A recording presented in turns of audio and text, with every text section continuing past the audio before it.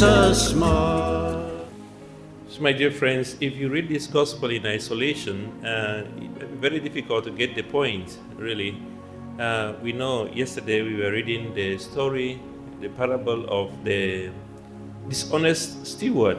Remember when the master said, heard a report about this steward who had been misusing the wealth, and then he called him and he said, I'm going to dismiss you from this job. And then this man said to himself, what am I going to do? I cannot dig, I cannot beg, so I'm going to do this. I'm going to call my master's debtors and try to be corrupt with them. I'm going to tell them to pay less of their debts so that when I am dismissed, they would welcome me because I was good to them. So, and at the end of the gospel, we hear Jesus saying, or the master saying, he praised the prudence of this dishonest steward. And why would Jesus say that? And unless we get back to that gospel, it's so difficult to understand what Jesus is talking about in this gospel. So you permit me to go back a little bit about that story. I will say that with reference to what is happening now in the Philippines. I was just watched not now, but when it happens, when the typhoon Tino came over Philippines, and then was watching the reports of what happens in Cebu. And for a while I was thinking about it, this wealth that has been destroyed is the investment, life investments of people. People finish their houses after they have been saving for so long, for almost all their life. And everything gets squeezed like it was nothing. And you find cars just swimming on water like they're plastics. And this is everything people have. And it's gone like that.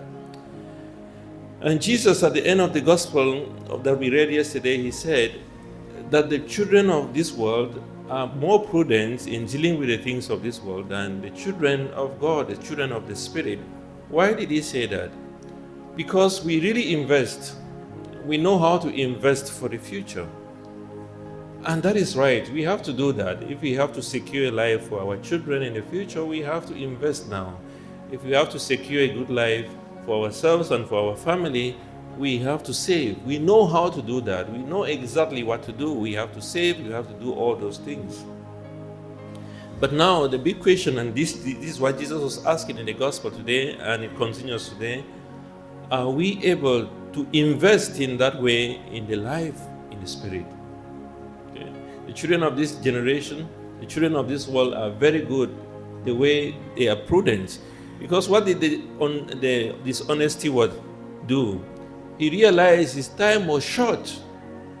Once we realize our time is short, then we have to do everything possible to make life better. So that is how he managed to save his family, to save his life. I'm going to do this.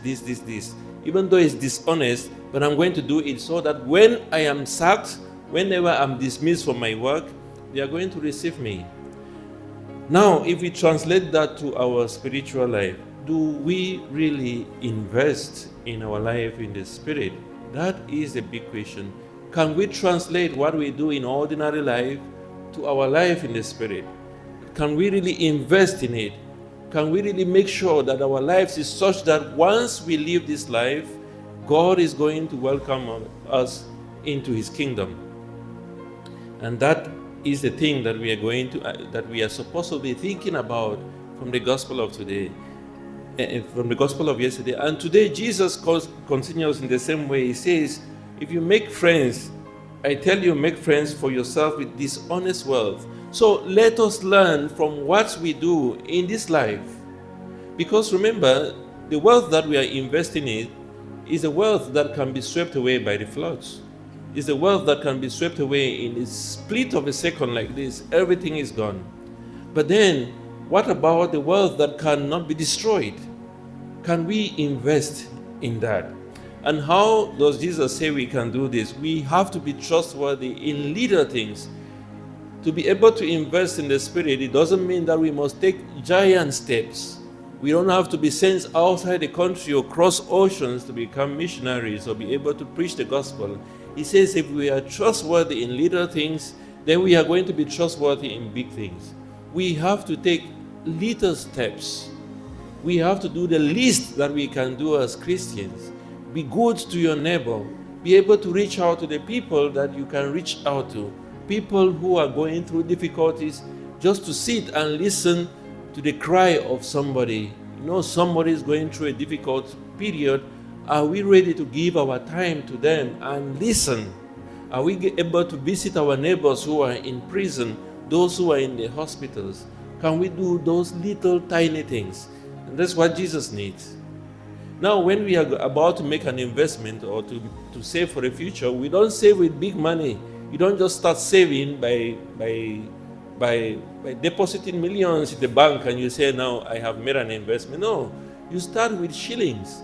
I remember last year when they said they wanted to have a Christmas party in Waterworld. I said, now you have to do something about that. You know, the time is short. You have to do something. And they said, okay, we are going to be saving one pesos every Sunday. One peso. It took a very long time. And I said, you have to pay for the gate fee because the gate fee is 400. I said, you have to save for that. And then we can help you with little. But you have to do something. And they are saving. Every Sunday they would meet and put a peso. By the time it was December, they all had 400 to pay for their gate fee. That is how we do it, step by step. Now, when Jesus in the gospel, in all the gospels, we know about the story of Jesus feeding the 5,000 people. He asked the apostles, what do you have? He did not say, bring 5,000 loaves of bread, I'm going to use to feed 5,000 people. He said, what do you have? And they said, we have very little. It's just 5 loaves of bread and 2 fish. That is what Jesus needs. The least we do for our brothers and sisters.